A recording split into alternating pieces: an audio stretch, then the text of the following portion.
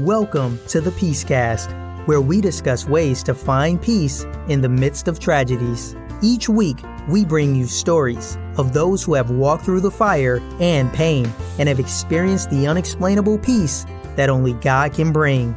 Here is your host, Michelle Bader.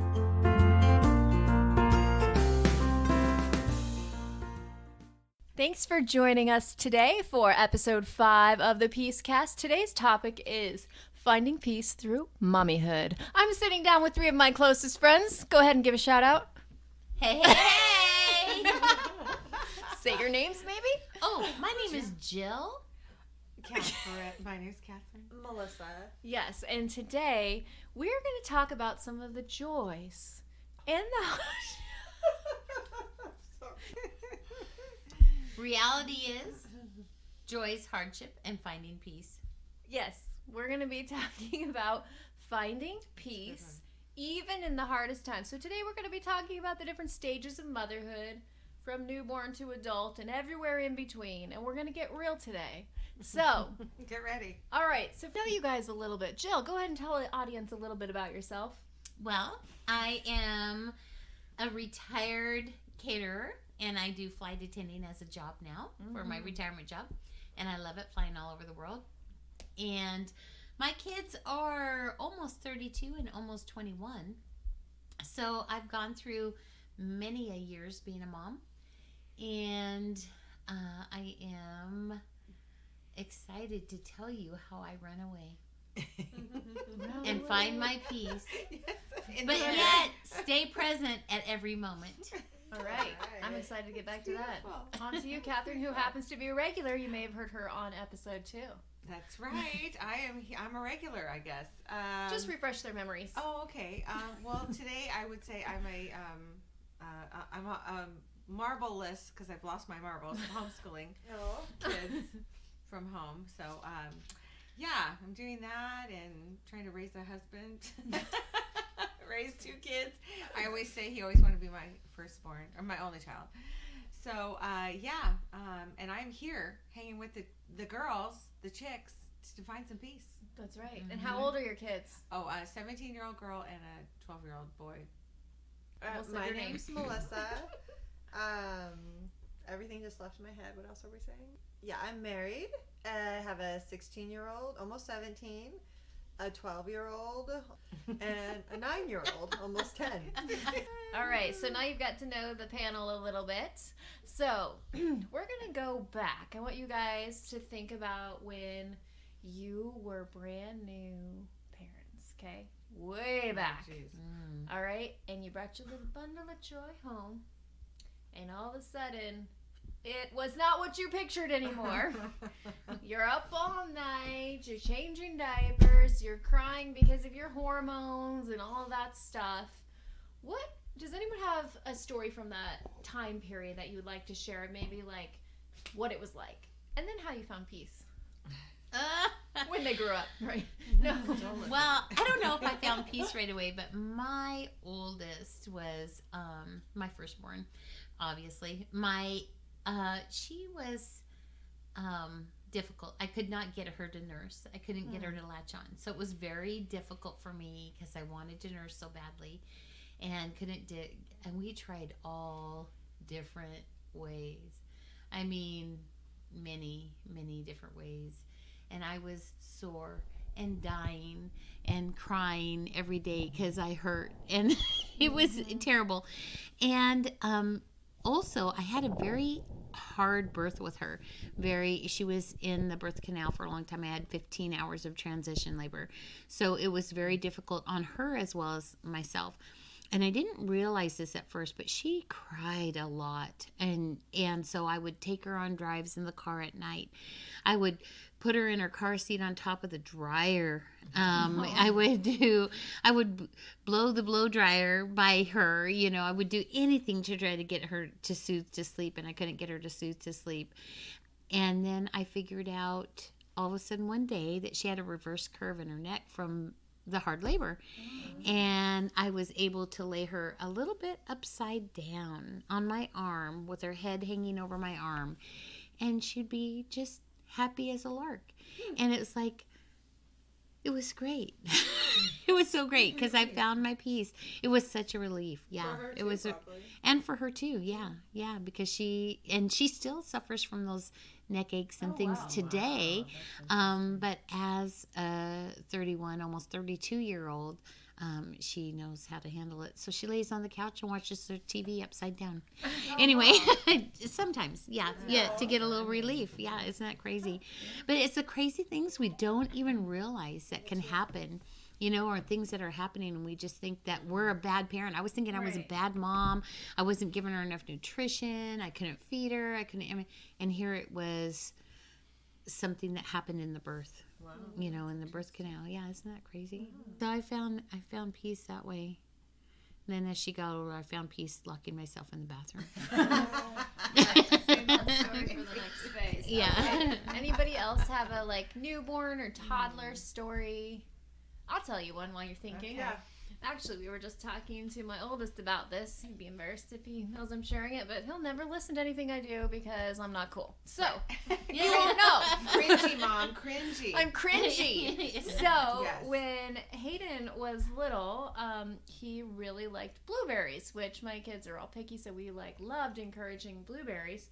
But I was at a friend's house and I got a call from my husband Luke, and he was like, "You have to come home. There's blueberry poop everywhere." Oh my gosh. And Hayden had taken off his diaper and smeared the blueberry poop all over the wall, all over his my body, God. and it was a disaster. And I came never had home. one of those. Yeah, so that was Okay. fun. Yes. But he likes blueberries still, so that's good. Well, But he that's doesn't do that to him anymore that I know of. He'll never listen. If you're That's good. listening, I'm sorry. None of your friends will listen to this, so don't worry. Everybody has stories like this, so I think it's okay. Yes, we Every all mom. have those. We're But all- I remember I had 3, 3.5 and under. So actually had 3 in diapers at one time. And remember thinking, and a husband sick, this is crazy. What are we doing? But I always wanted all of these kids, and I remember thinking this will never end. And I remember moms that are now me, older kids, cherish this, you know. Yes. And in the moment you're like, what? What are you But I talking find about? myself sometimes saying that to be not in the same words, but it will go fast. Mm-hmm. I remember being in your shoes. So new moms that are listening that have toddlers, this too shall pass. Yeah. And you will wish for the blueberry poop because it's easier than the teenage poop you're gonna have to deal with later.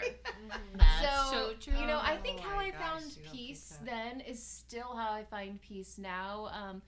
Obviously with God, that is our biggest peace, and then the friendships that he puts in our lives. It was the same thing then. It was getting together with friends, and those of us that are sitting here, we get together once a month and make sure we have time every single month. We usually are I come in my pajamas, no bra by the way, every time, because I want to be comfortable and relaxed, and that's the way it is. And so I think making time as a mother, no matter what age your kids are, making time, or even as a woman, it doesn't even matter if you have kids or not, but making time for friendships is important, because Satan wants to isolate us and make us feel alone. The biggest thing that I feel like he uses with me is nobody cares, you're all alone, da-da-da-da-da. And then, Or you're bad at what you do. yes, Yeah. yeah, there's You all know, kinds You're of not things. a good mom. You're Yeah, not a and good- so making time for your friends, I think that's how I did it then, and that's how I do it now. And baths, I never really got into baths until after my first, but it was the first time I started taking baths, and then since then I've never stopped taking baths because I love them, and it's my time. And it's they know they're not supposed to bother me when I'm taking a bath. Doesn't mean they don't. Right. But they've gotten better as they've gotten older. Oh, and by the way, my kids are currently 11, 13, and 15. So we're not in the little baby stuff anymore, but we're in the teenage stuff. I don't know which is On worse. the home stretch. Yeah, I so that's kind understand. of one of my stories of when they were little. I don't know, but did anybody else's kids ever speak another language? No. My daughter, Marina, Like a made-up my language? youngest, no. It was cat and dog. She spoke cat and dog. Well, that's made up. Yeah. What do you mean? No, she would come in our room, and it was before she could even really talk, she could meow, Oh, my God. or she'd, Adorable. Oh my gosh. and she would stand at our bed at Oh my 4 or 5 that's a.m. That's not so cute. No. First, she would just stand there staring at us. And you know how you feel that you know somebody's there and it's kind of freaky, and you open your eyes and there's this little being standing there. It was kind of creepy. Right. And then she'd like, Okay, that's really strange. yeah, Never yeah. heard of that. And she would crawl up on our bed, and probably for 2.5 years, she spoke cat or dog. I mean, she would talk, yes, but like we could be in a restaurant with all of our family, my brother and his kids and everybody, and all you had to do was stick out your hand, and she'd come up under it, and she'd like rub her cheek on your hand, and my meow, meow. Did you have Like she was a cat. No, we never had a worried cat. about it? We never had a dog. That's Yeah, crazy. no, yeah, we didn't. She didn't get a dog till she was 10. Oh, that's gonna be It solved the problem, but no, no, it was solved before that. But it was like it was crazy. So then she just That's stopped Marina. doing it? Yeah. She stopped after a while because we told her we didn't understand that language. You know, we were tired of Which is speaking true. dog and cat. Right. Yeah. Oh you my know. gosh, that is so funny. But she did it for like 2.5 years, from before she could talk to even after she could talk. She did. Oh, She does was she- acted does like she a know cat why? or a dog.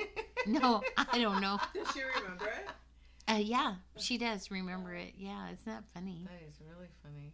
Yeah. I've never heard of that, cat or dog. And she stole things too. She stole things. Yeah.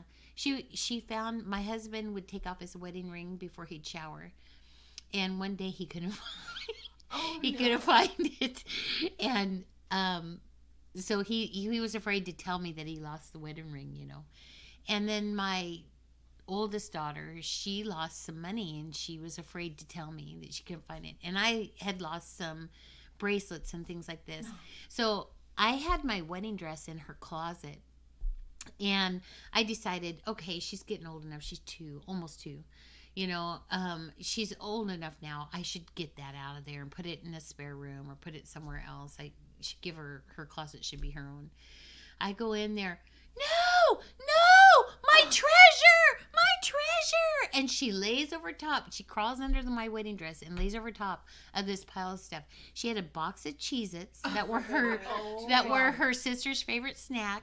She had my husband's wedding ring. klepto. She had $35 of my daughter's. She had a bunch of my costume jewelry and some of my perfume.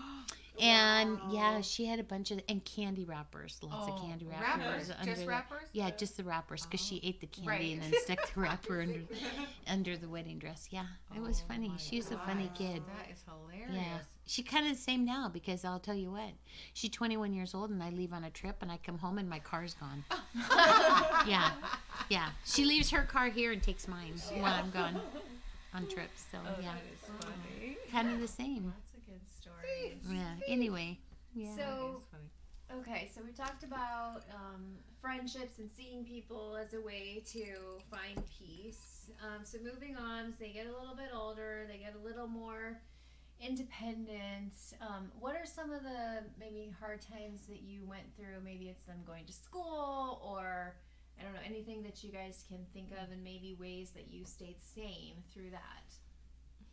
Probably just friends, making sure, especially Yeah. when they're little, and when you're nursing, it's like you never do anything for you.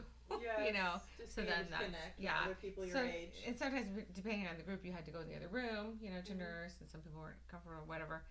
So then you're like always by yourself and saying goo goo gaga, and all that kind of stuff, and not really speaking adult language is kind of nice. So just having that time with girlfriends and stuff is super important. Yeah, and I think probably same for you, Melissa. We did a lot of running, even like 5 years ago when our kids were a little bit littler, and It's crazy to think that we did all that. when yeah, we were that young. we ran a marathon together, and maybe that's 5 years. Was it 2014? I think I it want it was. was 2012. I saw somebody wearing Oh. this shirt the other day. Okay, It was 12. maybe it's longer than I Yeah. thought. So Wow, let's goes- say time it's flies 7 by. years ago. Our Yeah. kids were pretty little. I could be and- wrong.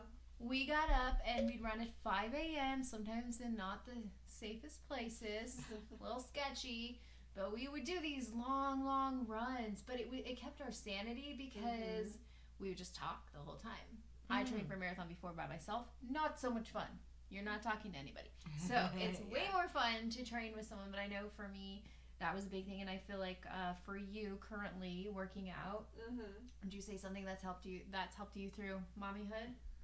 Oh, sure. Yeah, I've always been one to work out. And yes, it's where I find sanity and peace and just being in my own head and trying to push myself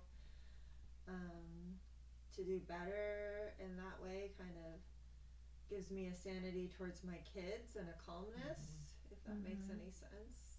Yeah. It is crazy to think how we think that we can't take time for ourselves because we have to give time to our children. But yet the time to ourselves is what gives us the more that we need to give to our children. Yeah, my counselor always said it's like on a plane, you got to put on your own oxygen mask before you put on those around you. She'd always say, what are you doing for you? Say it every day. Yeah, so if you don't have yours on, you can't help anyone. So if you, and she also says, I can give from empty, but it's a really ugly place. Like, you got to be full. You're going to have to fill your cups. She always asks me, what are you doing for you? Like, you have to fill up so you can pour out. If we want to be the best wives and mothers and all our daily jobs, everything we do, we have to make sure that we're refilling. Oh, yeah, I had some really ugly empty places. You know, when I was like, well, yeah. I had, my oldest daughter is from out of wedlock, and I had an abusive man, was her father, mentally abusive more than anything. And it was tough, and I was trying to raise her on my own, trying to stay away from him, but yet not, and just in this mixed up place, and I wasn't finding my own, and I became what I didn't want to be as a mom, you know. And like, my daughter would cry, you know, for whatever reason, and I would tell her awful things. I didn't even remember it till she reminded me just this last year. This is how bad it is. I mean, you know, I blocked it out of my head, but I would tell her, you better stop crying, because I almost embarrassed to say it, but it was bad. It was so bad. But you know, you get to this point, and as moms, we sometimes get to this point and we don't know what to do, and we don't even realize we're doing it, and it just comes out. But I said, spiders like salt, and they're going to come drink this salt in your tears if you don't wash it. And I knew she was afraid of spiders, and it was like, how bad is that? And that's so awful. But you know, you don't realize that when you're coming from empty, you just are lashing for anything to get them to stop, because you just need them to stop, you know. And that's why a lot of times I would go and lock myself in the bathroom, and she'd cry outside my door, and I'm like, I'm not coming out till you stop, because I can't deal, because it was just her and I, because I was a single mom, you know. And it was very hard and very frustrating. But I did gather myself back together, and I, you know, got myself back into church, back into Bible study, back into fellowship with other Christians and girlfriends, you know. And that's the thing. I had nobody that I was able to, you know, pour into or pray with or have look into my life and help me. And so it's just so crazy, you know, when you think about it, about those awful things, you know, where you come from empty. But I came from empty at that time, right? You know, but I found my fullness, and I was able to change that all, you know, which was good. Well, that's a great story. It's really good for encouraging for those of us that are in it. And me as a homeschool mom, I find myself that way a lot. And I probably should lock the door more in the bathroom. So, because it's better that they're alone, you know, they're not little outside, but it's really encouraging, so that to know that we are worth it. Sometimes we don't think we're worth it. Right. But, you know, the reason we're doing it is because we want a good outcome for our kids. And the reason I'm doing this is because I feel like this is the best thing. But I have to take the time to you know, fill myself up.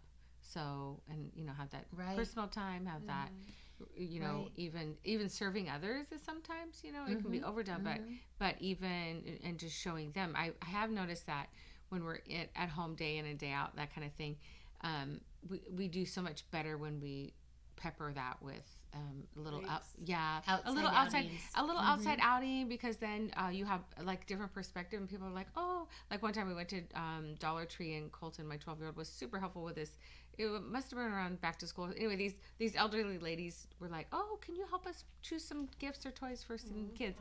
And they came up to me and said, we just want to say what a great young man, and it made me feel really good, and I'm like, well, I'm glad he's on his best behavior for you, you know what I mean? So I should take him out more, kind of thing. So because they get a little, complacent and whatnot. So it helped me see him the way they see him. And then you kind of like, oh, I guess I'm not doing too bad.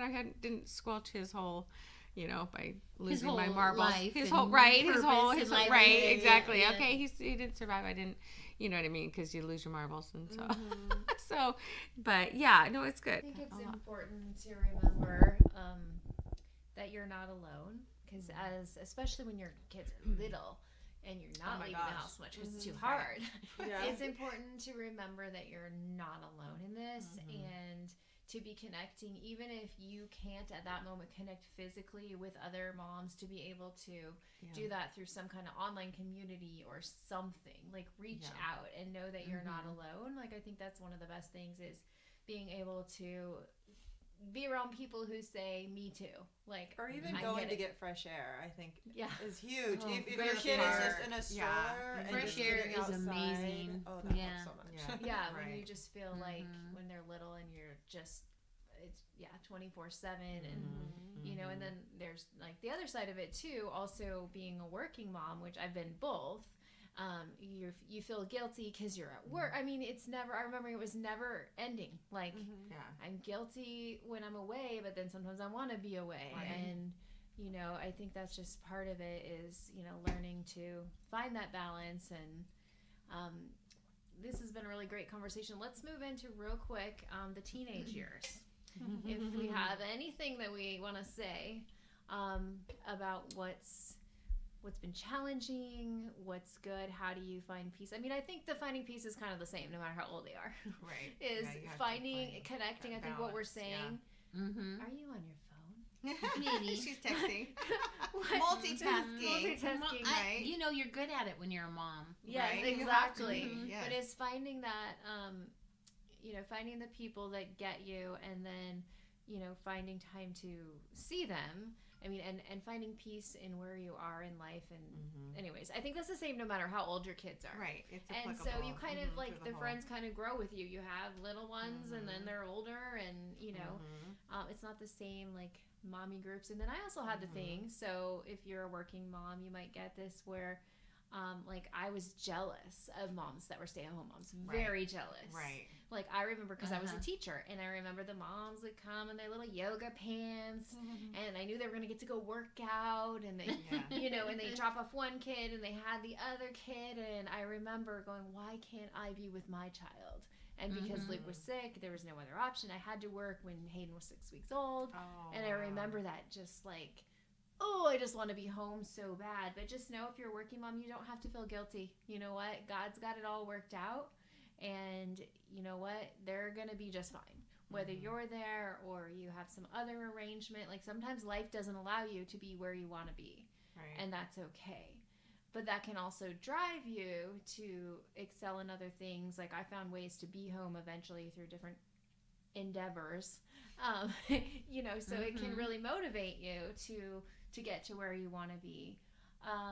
Trying to see where else I can cut out the stuff where I don't know what to say. Kind of where I want to go with this and wrap it up. Something about God. I think. Yes, please. Okay. You haven't spoke as much as them, so go ahead. So one thing that has been really special to me, and it's always special to me, is when we can all sit down for dinner together.